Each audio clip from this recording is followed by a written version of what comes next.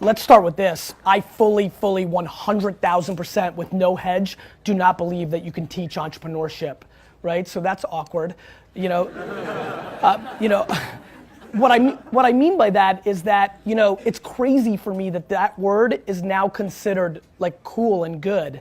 Like when I was your age 20 years ago, entrepreneur meant that you were a loser that was figuring it out, right? So watching what's happening to the world right now, where this has become a hot topic, is interesting to me, and like I'm super pumped that people now value that in a different way than they did I grew up a DNF student, right? And the reason I grew up a DNF student was I was unable to sit in a room like this and listen to whoever was sitting up here because all I wanted to do was sell shit, right? And so that's all I've ever known. I've had no other gear. Somewhere around 4th grade when I got an F on a science test, I literally like that day was like, yeah, that makes sense to me because I don't give a fuck about Saturn, right? That's not who I am. And so I think if there was anything I could do, that would be awesome for you guys to make the most money I could make, I would create a test or a drug that allowed people to become self-aware. I think the number one thing that I could tell you, because I'm desperate to bring value since I'm here, is I think everybody lies to themselves. And I think all of you want certain things to be happening with you. You want yourself to be something. And I think what you need to do more of, and if I can give you, clearly I'm coming out the gate with my best piece of advice. I really do think, you have to audit who you actually are. I think that America as a society has done a really good job in selling us how to fix the things that we naturally aren't. And there's a lot of money being made on us forming into something we can't be.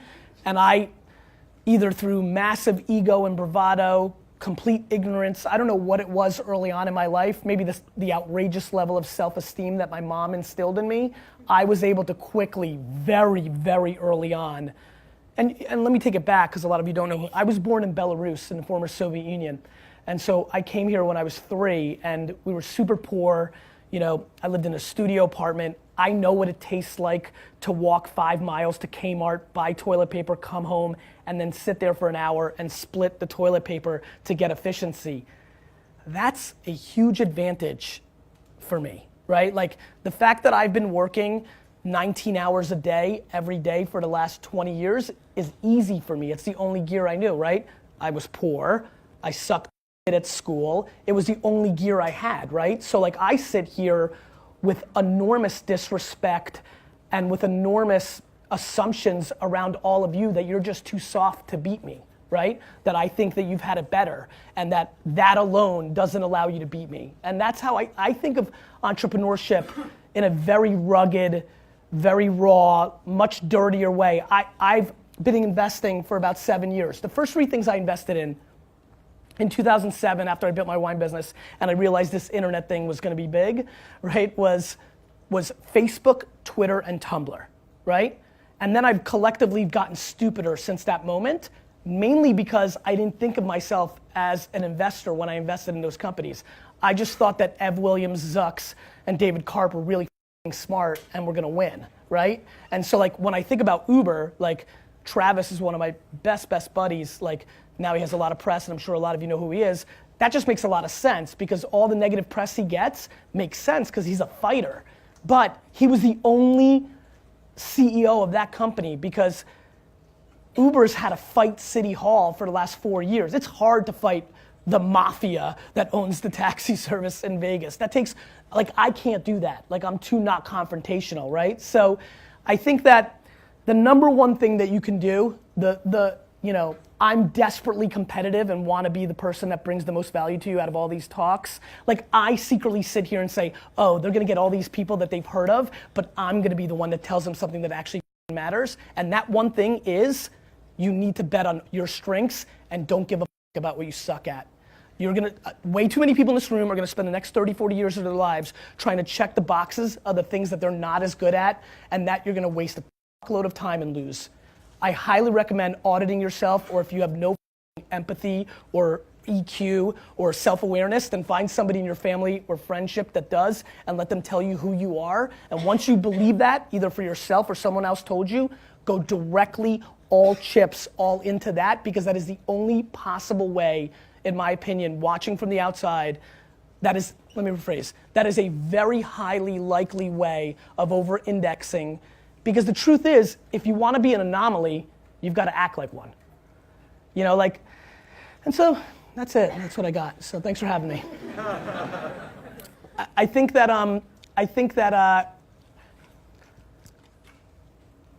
it's been really interesting for me for the last 3 years to watch. So tech, when I was investing in it for me, and when I was growing my business in the 90s, and then when I really got into it in 04, 5, 6, 7, you know, people were in it because they were really good at it, or in it, or really passionate. Right now, everybody thinks that if you're 22 and you have an idea, you're entitled to a startup, right? And so the thing that's been really fascinating for me to watch, the dichotomy of structure and understanding how to play the game versus entrepreneurship. So for example, again, being about it, I know I'm sitting in a room full of number 2s, 3s, and 4s, right? There's so many people in this room that are like gonna be, could be dominant number 2, 3s, and 4s, and I'm pissed that the narrative now is that you need to be a number 1 and have your company, because a lot of people are gonna lose or leave money on the table because that's just the narrative, right? And so the difference for me between a 2, 3, and 4 and a 1 is having a stomach. And so one of the things that we've seen a lot of, because Zucks went to Harvard and like literally being East Coast bound, like watching all these kids that are going to Ivy League schools, including Stanford, so mixing the whole mix. Just like, actually everybody's a better student than I was, so I'll just call it everybody. But watching the elite top 3%, so many of those players, guys and gals, have come into the game in the last 24, 36 months and have lived a narrative where things have been good, right? Like, you know, again, I'm using a lot of prejudice. I default into thinking that like you guys were way more capable than me than figuring out how to map yourselves to go through the school system. Like you understood that game. Like very honestly, like it's cool to be like, oh, fuck school and I sucked and then I was a great entrepreneur, but like it would have been cool to have figured it out. Like I would have been fine getting C's and B's, right? Like that would have been interesting. Then, you know, then I would have had a better life. Like college would have been more fun. I wouldn't have went to Mount Ida College where 7 of my 8 core friends went to jail, right? So, you know, if you want to keep it real. But I just couldn't. And I think that that's what I'm seeing the reverse of right now, which is on the flip side, being an entrepreneur and really running a successful company, here's the problem. There isn't just like one teacher who decides and you figured out how to map him or the syllabus or whatever the you guys do to figure out what you needed. The problem is when you have a startup or a business, you're playing to the market. And the market doesn't give a who your parents were or how you rolled or what happened before. The market just cares about the market. And so I think that what's been really interesting for me to observe and I would say is something for you guys to think about is, again, you're gonna wanna think in a certain way versus what may be the reality, or you might underestimate yourself, it just depends on your DNA. But the ability to adjust is the entire game. Like I'm so proud that I change my mind every day. My dad used to get so pissed when I was building Wine Library. He would always be like, he would say like, 3 months ago you said Ricky was gonna be the best employee. I'm like, I changed my mind. He fire him. Or he's like, you said sparkling wine was important, now you just eliminated it from the key spot. I'm like, I changed my mind. Like my ability to only be comfortable in massive chaos has been my biggest asset as an entrepreneur. Like I would never take a note. Like that scares the piss out of me what these 3 people are doing right now, right? And so now that may work for them and I'm not, like back to the opening statement, like you need to do you. Like plenty of people that make a load more money than me and have won bigger take notes. The key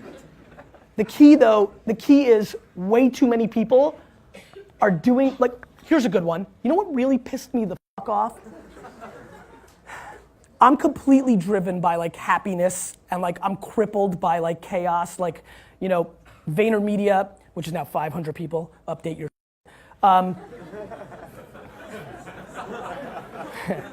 VaynerMedia is like completely dictated by, like I'm a dictator of HR. Like all I care about is the atmosphere. All I care about is how people, all I care about is like how people roll. Like I think I've fired the 4 most talented, smartest people that have worked for me, because if you don't know how to play with the other boys and girls, you're out, because I suffocate under, conflict and negativity, and like nobody's better than me, so you gotta go. So what really pissed me off in tech world was when Steve Jobs' book came out, when he was dying, when it was all about Steve 3 or 4 years ago. I literally watched a lot of my tech startup friends start being like a dick to their staff.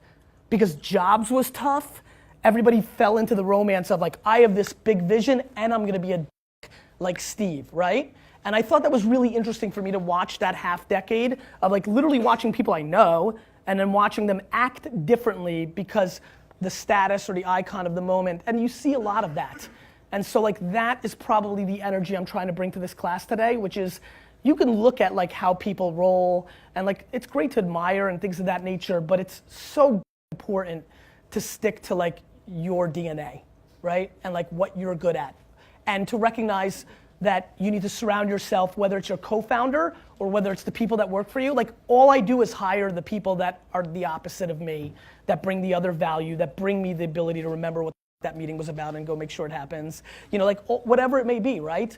And so I think that's another thing that I would highly recognize. I think the other thing you guys should recognize is how ridiculously lucky you are, but how interesting the supply and demand of your luck is changing. Meaning, it's never been better to be an entrepreneur. Like right now, right this second is the greatest.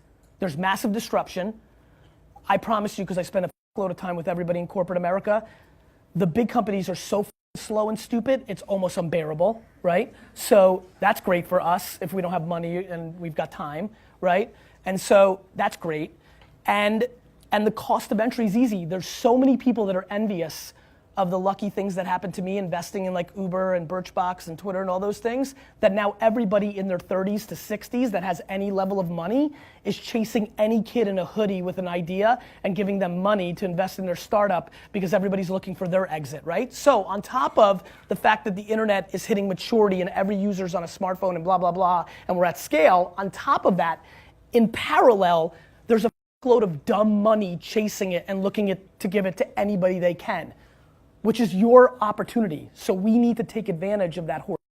And actually, if you think you're ready, you should literally start your company right now, because I'm sure it's important to finish this class and whatever, but tomorrow the market can collapse and you'll miss this opportunity. Literally right now, on a half idea, right? With like 2 or 3 connections from like your parents or professors or emailing me and I introduce you somebody, you can literally raise $1 million on your horse idea.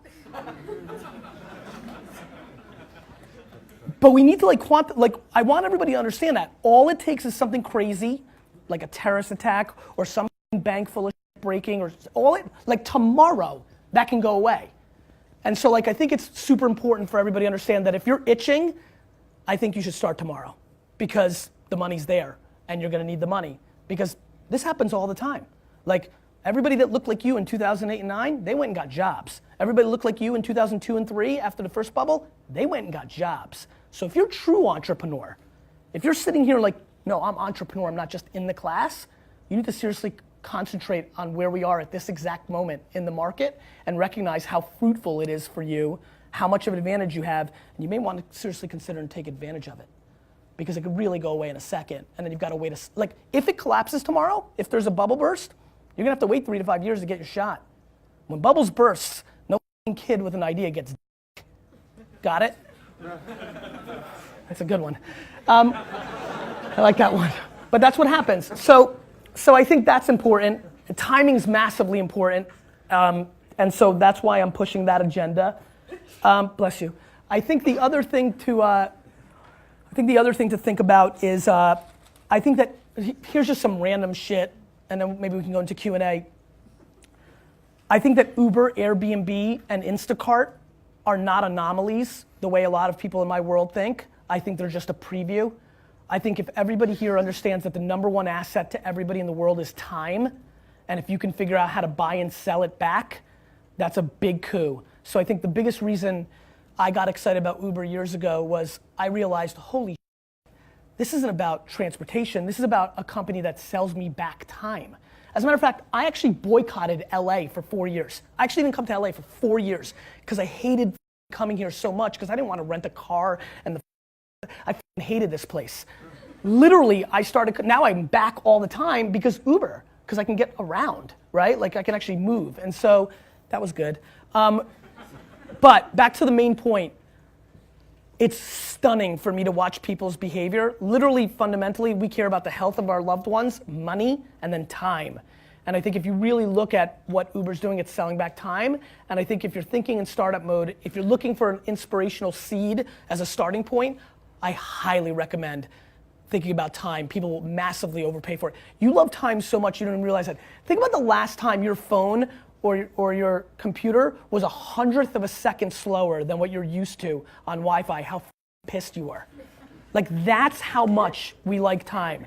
And so that is a big theme that I think is gonna play out. And so again, recognizing not everybody here has their full idea or everything figured out, I think that's an important place to play. I think the other thing that's really important is, I think I play the game a little bit backwards. So I publicly give away all my best ideas.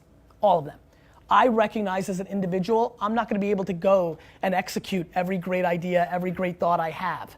And so I've lived a life for the last 7 years where I put out all my content at scale, whether through blog, I'm writing a lot on Medium right now. If you don't know what that is, you should check it out, it's really rad. Stuff like that. And so I think early on in one's career, and definitely I watch a lot of people that don't understand what's happening now, is the value of your thoughts can be extreme. So I highly recommend thinking about putting your thoughts out to the world in whatever way you communicate, whether through audio podcast or written form for Medium or video blog. If you're thinking about entrepreneurship, if you're thinking about trends, if you're thinking about business, you're literally just 1 3-minute read on a Medium away from creating a huge gateway drug to a lot of opportunity if your thought is deemed as smart or forward thinking or different by another thought leader or somebody who's got an opportunity. And I'm surprised, I think this is very residual from the way it used to be in the world of patents and ideas. I love when, my assistant's got a great thing now in this.